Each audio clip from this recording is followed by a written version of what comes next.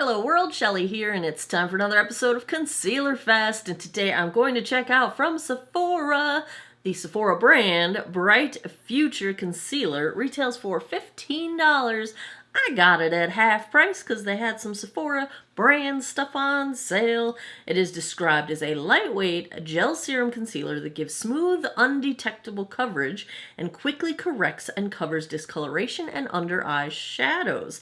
The claim to fame in terms of the ingredients is pineapple ceramide, improves texture and adds brightness. Now, this comes in 26 different shades. I have it in the second lightest, which is number 2, Meringue, which is described as light with neutral undertone. Looking at the packaging, I'm a little terrified that this is going to be too light for me. I thought that since it was a light shade and not a fair shade, it was going to be darker. I don't really go for the brightening under my eyes anymore. I go for the matching under my eyes. I feel like the brightening ages me, but we're going to find out. Let's take a look at shade Meringue, swatched against a few others in my collection. Swatch time. First up is today's concealer from Sephora, the Bright Future Concealer in shade 2 Meringue. Second up, I've got from NARS, the Radiant Creamy Concealer in Vanilla. Third up is Tarte Shape Tape in Fair. And last, I've got from Maybelline, the Age Rewind in Fair. I've already got my foundation on. Let's take a look at the applicator. Looks like a little doe foot. Small size doe foot. I've got a damp sponge here, and I've got a brush. So we will try both ways. Let's start with the sponge. This is pretty light. So if you are fairer than I, this will probably work for you. As I kick up last night's mascara that I didn't wash off entirely. It appears. Pretty light coverage with a sponge. Some of it did seem to soak into the tip there. So this might be one that prefers a brush. I almost always apply my concealer with a brush, just because I think the coverage ends up being the best, and that's usually what I'm going for, is coverage. This one I think would be the right shade for a brightening shade on me, if that was what I was going for. It's not too light as in it doesn't work for me at all.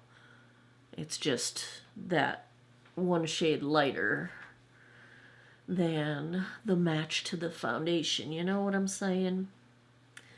Alright, with a brush, definitely more coverage of the dark circles for sure compared to this side. I think it just holds the coverage a little bit better. The finish seems like a natural satin finish to me. Let's go and try and even this out a little bit over here.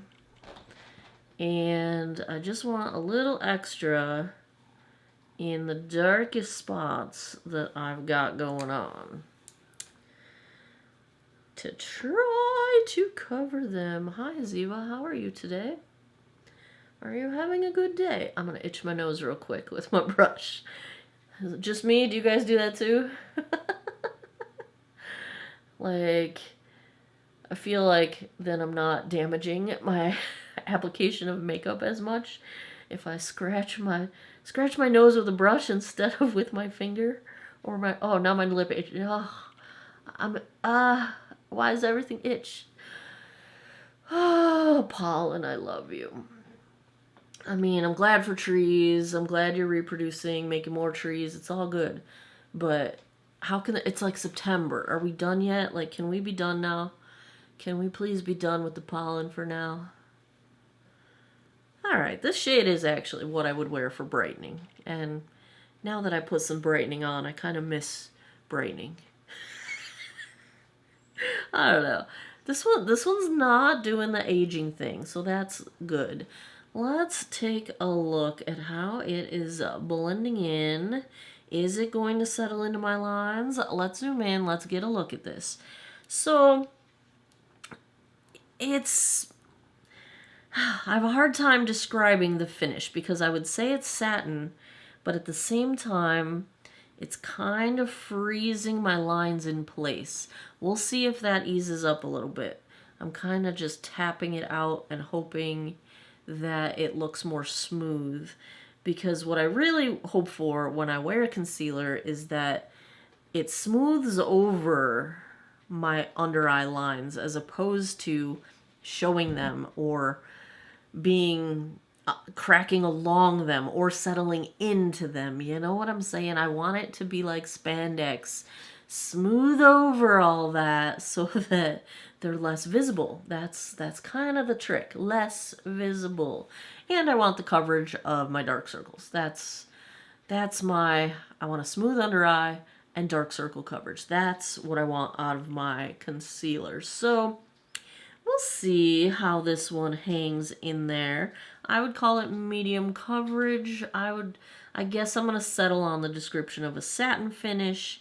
And yeah, we'll see. We'll see how this goes. Let's check the time. It is currently 2:15. Let me go put the rest of my face on. I will be right back. Back with the Sephora, what is it, Bright Future Concealer. I will say, I was having a struggle bus moment with my mascara and with my brows. I was just smacking myself in the face with all my spoolies. It was just a hot mess. And it tolerated a little extra dab under this eye to kind of fix what I had smeared up. It tolerated it very well. So that's a good sign. If it's got some buildability to it, and it behaved quite well. So, okay. No issues with where it crosses over into the foundation. Everything stayed put. It's not settling into lines. It has not done anything unusual. We're looking okay at the moment. I feel like there's a piece of hair sticking straight out from my face, but so far so good. Let's roll on. I'm going to go about my day. I'll come back tonight. We'll see how it wore. We'll see what I think. We'll see how this goes. 1:24 a.m. You're going to have a hard time seeing that because my phone says I should be asleep right now. I'm not asleep. Let's take a look at how the Sephora Bright Future Concealer held up.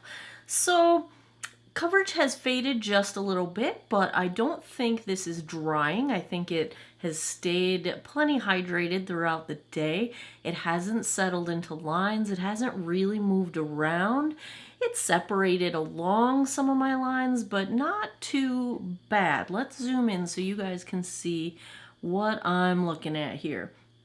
So some of my lines are visible just because it kind of broke apart along them, and you know, that's a fairly normal thing with a fairly, decent to average concealer. The coverage has faded a bit, so I can see more of my purple coming through, but I think it's a pretty good everyday kind of a concealer, and at this price point, especially if you can get it half off. I mean, I think it was $7.50 at half off. It's a $15 retail concealer. So I think at a bargain, it's a really nice run and gun kind of, don't have to really worry about it too much sort of concealer. So if I had to give a grade to the Sephora Bright Future, I'm going to give it a B+. It's all right. It's all right. Sometimes I like to have less expensive things, especially when I want to throw it in a bag and travel and not worry about what do I do if I lose it. I don't want to pay a lot of money to replace it. So I do like having things like this in my collection. And there you have it. Another episode of Concealer Fest is in the books. If you like concealer reviews, if you had fun with this one, give me a thumbs up down below. Let me know in the comments. I'm holding my phone with my other hand, so I can't do all my normal hand gestures here. I feel like I'm like handcuffed. Let me know in the comments here. I'll put it down. Let me know in the comments down below. What would you like me to try next? What would you like to see me review? Requests for videos, any ideas you got, throw them down there. I keep running lists. I keep lists of everything. I buy things whenever I can. I make your video ideas whenever I can. Let me know what you want to see, and I'll hop to it. As always, thanks a lot for taking some time out of your day to geek out over makeup with me. I appreciate your time, and I hope you guys all have an awesome day or night wherever you are in the world. Take care of each other. Bye-bye.